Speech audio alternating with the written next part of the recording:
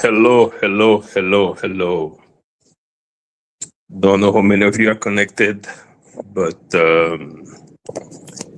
sorry guys for the audio. I was dealing with some family issues. So yeah, I'm waiting for a few people to join so I can. I will be brief today. I won't be long, uh, but I will make another live with more clarity with playing the footage and translating properly because lots of things were omitted during the translation. So the translator was not translating what the rental car guys was saying properly. At multiple occasions, he said things that were not. For instance, the guy clearly stated that he only received before yesterday the arrest warrant.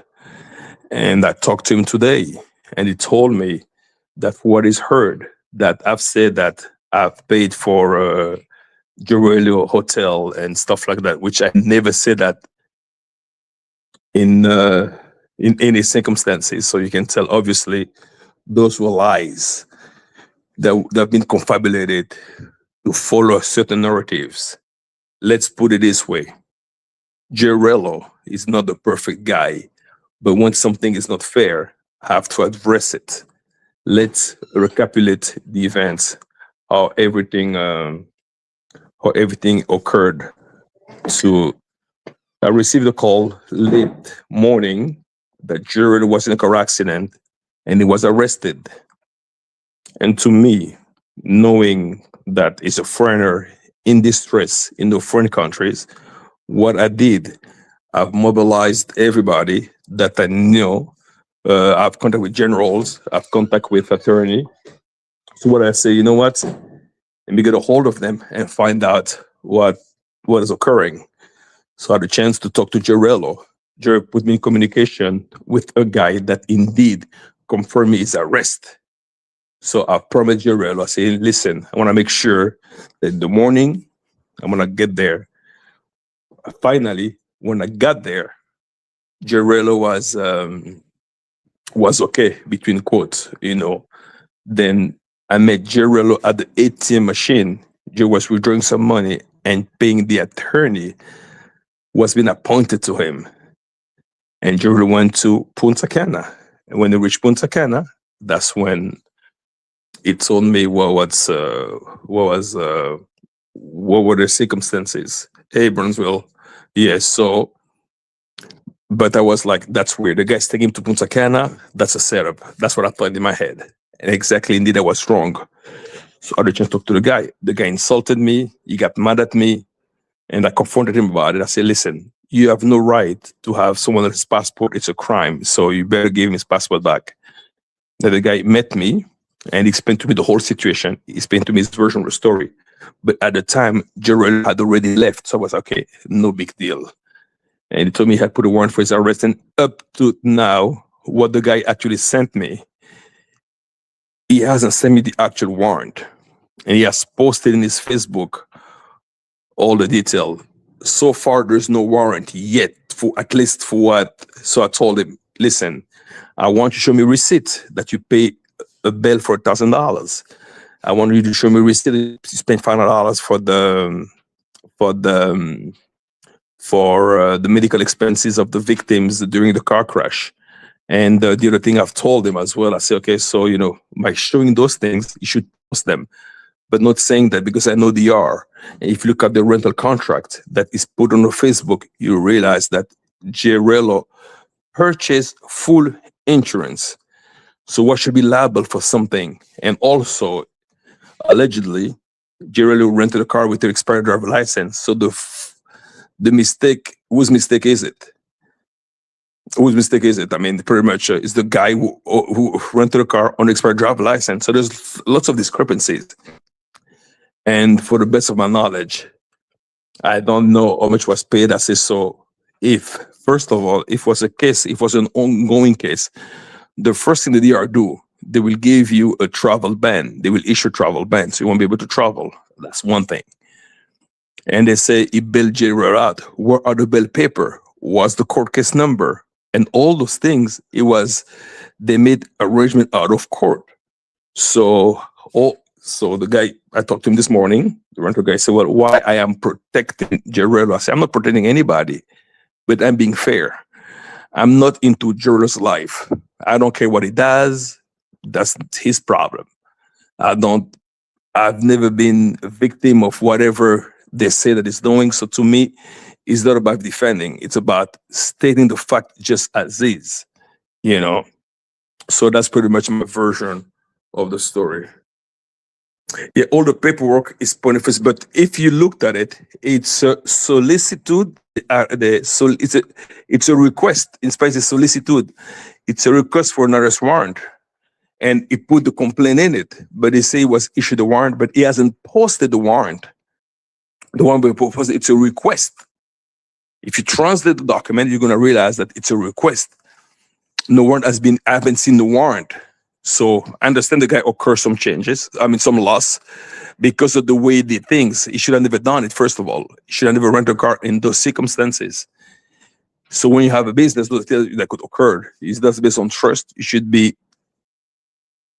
consistent. So I'm not taking anybody's back. But in this case, J Rello, your decision is advantage. That could be. Who want to be stuck in the foreign country? So I would have done the same thing. I would have done the same thing. True, why should I just let myself being extorted? I'm not saying allegedly being extorted because I don't have any proof. But so far, I should show me the proof of all the receipt that J Rello did that. As long as I don't see those things, as far as I'm concerned, just allegation.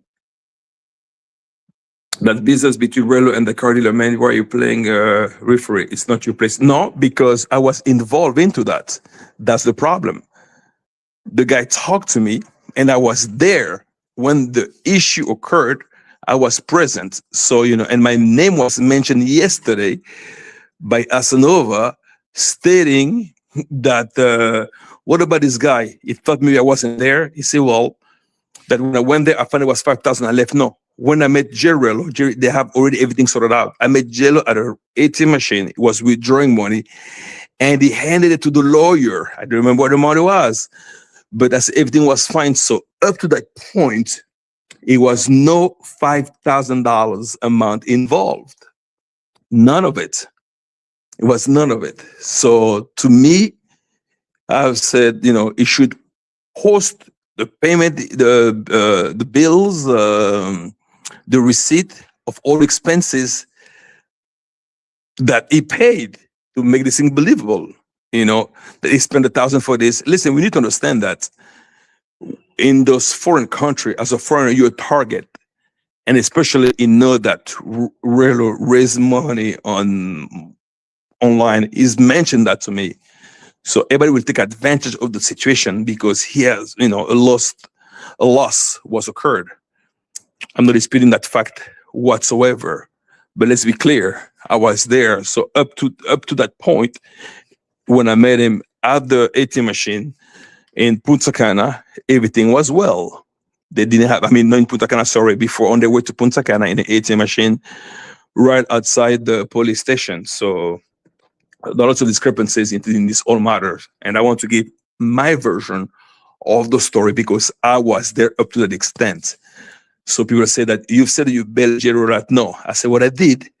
I put an attorney together for J Rello. I even sent the guy a notice stating that he has to give the passport back. But luckily, J Rello had already left. So I'm not getting myself involved into a judgment of character. Who's J Rello, what he does, I don't care about that. All I know, I was contacted late morning. I would have done it for anybody who's in distress. That's exactly how I operate. I don't hold grudges. I don't get myself involved into any internet beef. I'm not a word police. If I'm not a victim, I'm just playing fair. That's all. I'm acting fair, I'm telling you exactly what occurred, and people wanted to wanted me to say, well, to tell exactly what I said, no, it's up to J Rello to give his version of the story. But when my name was involved, and I'm like, let me give my version of the story. So I said, it's up to J Rello to tell you all the details was occurred, because me personally, I have no issue with J Rello. I don't care if everybody in the travel space have issue, if they have issue with him. That's their business. I don't get involved into that. I'm not a police officer. I'm not a judge of character.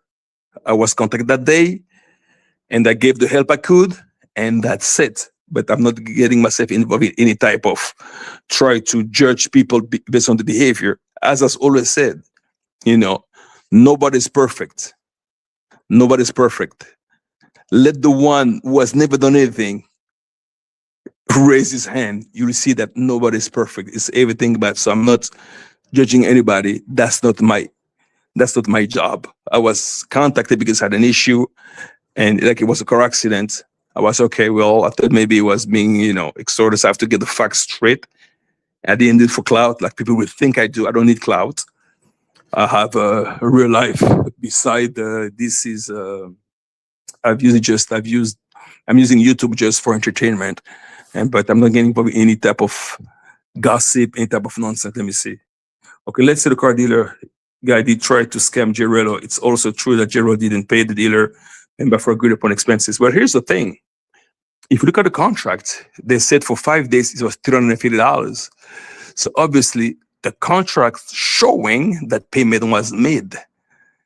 And I don't know why the guy would just hand the car to J Rello without any payment in the year 3 doubted. After the accident, the guy used that particular instance to be able to get some more money out of him. Accident occurred, yes. Did J Rello own the car? Yes. But if you look at the contract, which is on Facebook, it said insurance, extra insurance. It said yes. Look it up. So extra insurance was purchased. But you don't know how much J Rello paid the car guy from the ATM. You also don't know whether insurance paid for the car or not. No, what I'm saying is this: look at the contract. We can only talk about the details in hand. If you look at the contract, it's clearly stated that $350 were paid, and that he purchased insurance. There is nowhere in the contract where they said the customer is liable of 25% of the deductible. Looked in the contract. Unless I didn't see it, I'm going to take a look at it again, but at least I didn't see those stipulations. So legally, we can only go by what the contract is saying. And if you look at the RS warrant request, it states that J Rello had the car for 4 days and then returned it, and the GPS was deactivated, which is not true, because the accident occurred the same day. That's the first discrepancy. So the car dealer or the car rental guy is lying as far as stating that he had the car for 4 days and the GPS was deactivated. No, J Rello had accident the exact same day. It's clearly stated, so those are the discrepancies. So if the car dealer guy, paid out of pocket hospital expenses for the victim, where would that leave your narrative? Well, that's what I want to say it.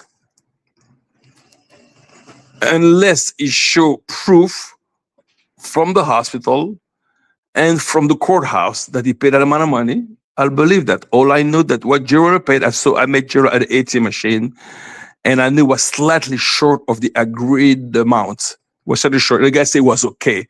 And J Rello handed that money to the lawyer. I saw that. The amount, it was none of my business because it was a personal arrangement. And that's the extent of my involvement into this whole thing. If people say narrative, I say, yeah, you bailed J Rello. I never said I bailed him out. I said, no. I helped him out the best, but then, somehow the arrangement were made, that's it. So my job is not to start saying that what J Rello did and what did not do. I'm just giving the version, my version, when I was there. And that's it. They want me to hate J Rello for whatever XY reason. I have no reason to do so. Because, if anyone called me for help and I'm in the country where they are, if I can help, That's what I will do because I would like the same thing to be done to me. It's not even a big topic of discussion as a business owner. He was at fault for renting to a person with paralysis. Thank you. Someone with some logical judgment is saying exactly what I'm saying. That's exactly what I'm saying. When you go to Hertz, when you go to Avis, you rent a car, driver license, credit card, and insurance. If there's an accident, what we will cover the insurance, we will cover the accident, the insurance. So what should we expect a different outcome from this specific company? That's exactly what I'm saying. We've all have rented cars somewhere in the planet, and we know the procedure. We know exactly how it works. Driver license, valid driver license, credit card, and you have to pay for insurance. That's the exact same thing. If there's an accident in the United States, you come from Avis won't go after you saying that you have to pay for the victim and this and that. What should we treat this situation any differently? It doesn't make any sense. That's how I look at it. Yeah. You can't blame business owner for looking out for brothers. No, listen. I'm a business owner. You don't have to look out for brothers at all. You have to maintain a strict line. That's how you go bankrupt. That's a clear example. Let's differ. The rules are rules. It's like you go to court, you try to give a judgment saying that you're accused of a crime. You're going to tell the judge he didn't know that it was bad. No, you're wrong. So in this case, the business owner should have never rented the car to J Rello because he didn't meet the requirements. Simple as it is. It's not about looking for brothers. That's the problem. It doesn't have to look out for brothers. There's no need for that. Okay, so how much business goes by the book and follows every rule? Listen, that's not my problem. If any country would look for like Haiti, that's not my problem. If you don't follow the rules, you do things under, behind closed door, or you don't follow every rule. You don't do you do underhanded stuff. Well, you should be ready to expect a negative outcome, and that's exactly what occurred. Expired driver license. What should rent a car with a guy with expired driver license? It doesn't make any sense. So let's not try to justify the injustifiable. I'm saying again, let's not try to justify the unjustifiable.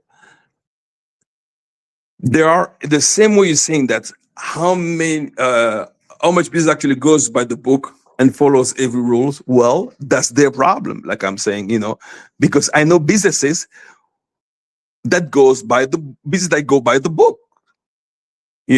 So that's a personal issue. That was his first mistake. It should have stuck to the rule. That's it. Simple as it is. Well, it's one man shop, not a corporation like Hertz, but I'm sure he'll make the purchase. Yeah, it's one man shop. Listen, when you have a business, you learn from your mistake. When a small business owner, sometimes flexibility will take you down. So I'm not looking at the one businessman thing. That's not the issue. I'm talking about the rules. Even one business thing, you're supposed to know, greed won't get you nowhere. So he thought that, when you rent a car, accidents are expected, especially if you live in a first world country, that you buy insurance, that will cover everything, which is mandatory most of the time. And if there's a deductible, the deductible amount, the amount of deductible amount is written on your credit card. So you were trying to help a brother out when you helped Rello and you exceeded. Listen, like you're saying, to me, I don't mind helping anybody out because that's exactly how I operate. If we're the same, and unless I know you from before, you've done some, then I will use my own judgment not to deal with XYZ matter. But in this case, I'm like, I said, well, I got a call. I didn't think twice, Was a distress call. I said, you got arrested. Tried to fix it. I said, okay, perfect. What I did, I wouldn't say, I won't help him out. I got on the phone and talked to him directly, and we had a good discussion, a good talk, understood what's happening. It wasn't a big deal. I contacted my one of my partner who was late. It was too late, to say, to actually go there. So let's do in the morning, and that's exactly what we did.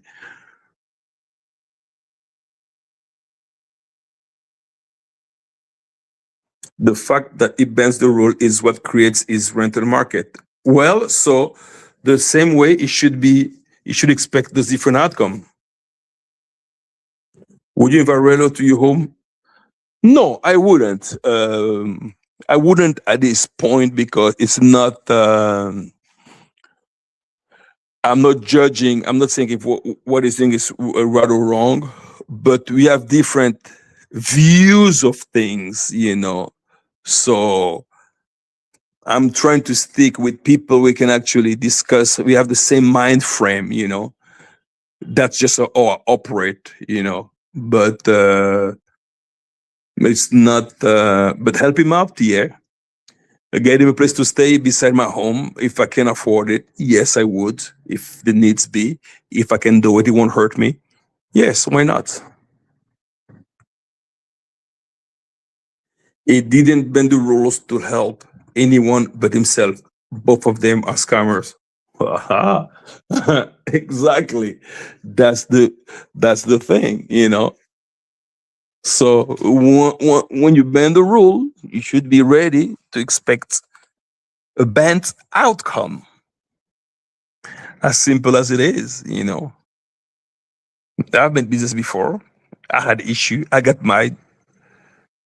I lost money for bending the rules. It happens all the times.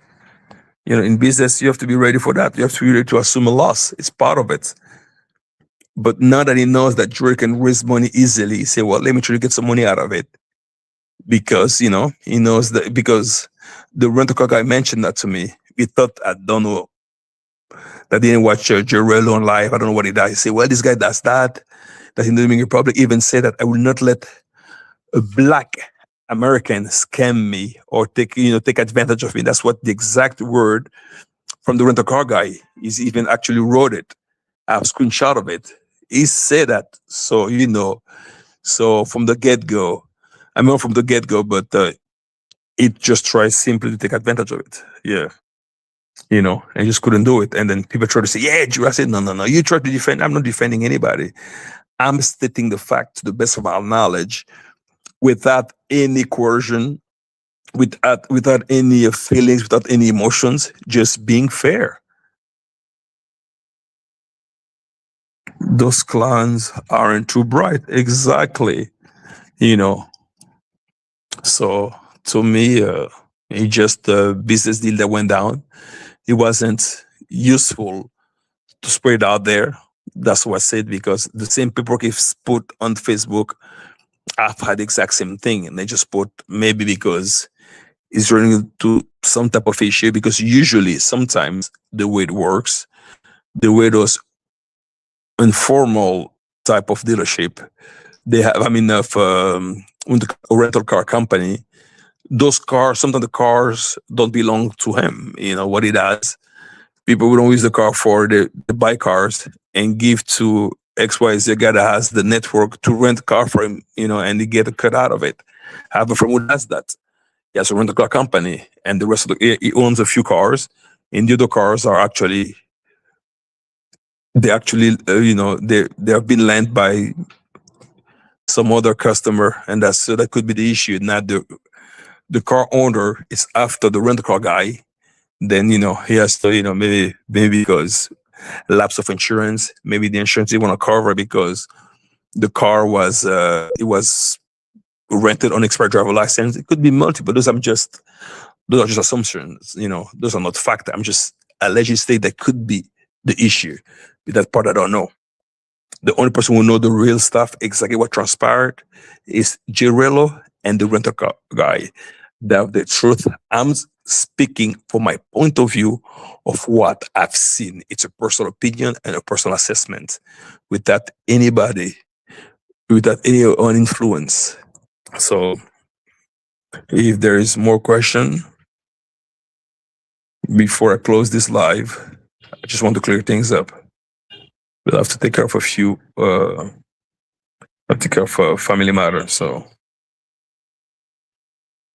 what I will do tomorrow, I will, or no, I have to schedule because tomorrow might not be a good day. Maybe tomorrow, and translate, play the Canine video and do a accurate translation, because lots of information that the rent-a-car have said were omitted or couldn't be translated due to a language barrier. Maybe not purposefully, I don't know, but I need to find out. Yeah. So, CCD. Well, here's the thing. Like I've said,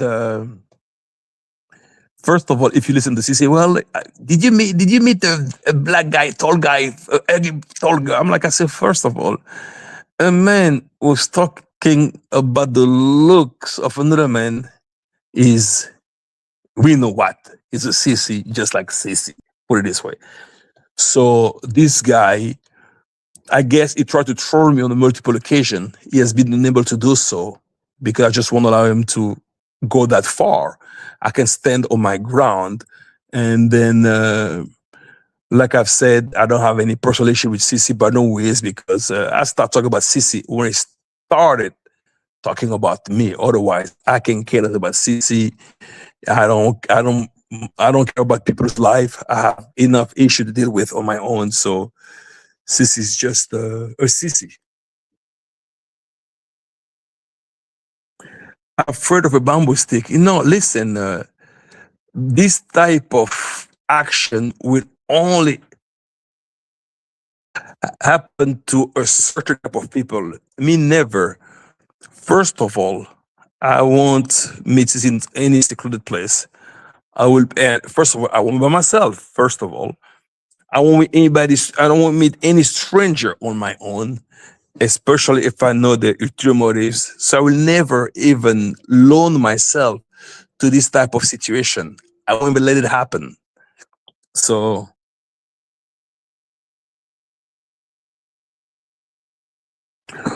the CC beef, how did it get started? It started, CC he's always been a master troller. And at one time, he said that, I'm a mom and pops type of dude where I don't really get that story from, where I live off my parents' money. He's been saying that for a long time. Where I get information from, I have no clue. And it's always been a personal issue. So maybe the fact that I stood up to him, I didn't let him troll me, maybe that's why he's mad. I have no idea. I have no clue. I don't know, because there's no reason to have a beef. If put it this way, if you have a beef with me because you're beefing with yourself, because me, I don't engage, I don't bother people. I don't engage in any type of confrontation. It's just not my nature. I'm more like a type of conciliator type of guy. I like to,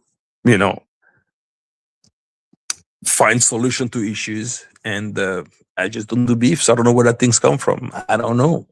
Women are like that. So, so that's his tendency. So sometimes we shouldn't expect much from a person who looks like a guy who in reality is a woman. He act like a woman. So that's sometimes that's what the thing you try to make sense to someone who's not, who has all the male attributes, but deep down is a woman. The amount of time he put into arguing, he can go on and on and on and on with all that energy. Only women do that kind of thing. Men, we don't operate that way. What's the other question? Simple question. I saw you in a movie. Why didn't you push acting as a profession? Well, you know what? That's funny. I don't know if you watched the Dembe, the guy from Blacklist. I was supposed to take the role because if you look at Annie Anison, the computer guy, the computer tech, we did acting together. We did some acting together. And but the problem is the reason I didn't push an acting profession, because I had a business to run, and it requires going to casting, stay there, and so it just takes too much time.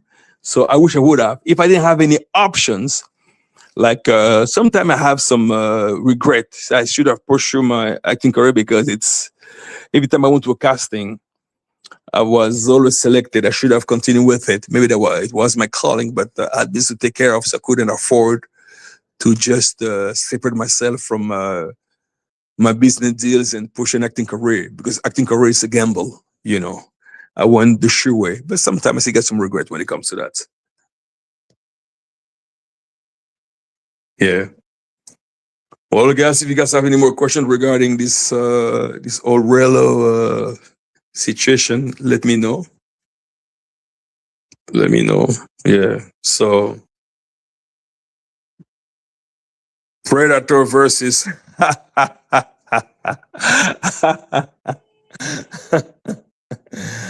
like I said, my friend, I just learned a lot from this space. I've just learned a lot, I've realized that I'm just not caught up. I'm just not fit to deal with certain individuals, because sometimes I see people troll just to be trolling. You can joke around, but when you dedicate your life as a troller, as some type of moral enforcer, moral values enforcer, but in the same token, you are defending and financing a guy who dedicated himself in buying boxes and spent several thousand of dollars, and then when you asked about it, why did you do that? You're going to try to brush it off, saying that to some people, 5 band doesn't mean anything. Well, if it doesn't mean anything, just forgive the loan then. Don't go after that. Don't lose any sleep of that. What are you doing? What are you looking for? Cloud chasing? That's what I see. You want to be heard on the space, because in real life, you're nobody. Nobody pays attention to you. The only attention you can get is through social media, through YouTube, through virtuality. That's how I say it. PhD in trolling, exactly. Became a master troller, and he enjoys doing that. Think about it.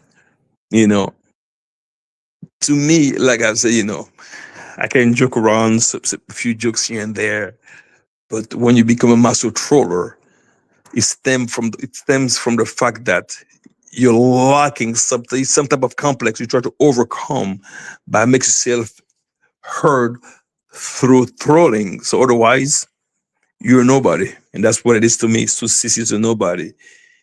He can claim making money, but his behavior doesn't show a guy that he's up to par.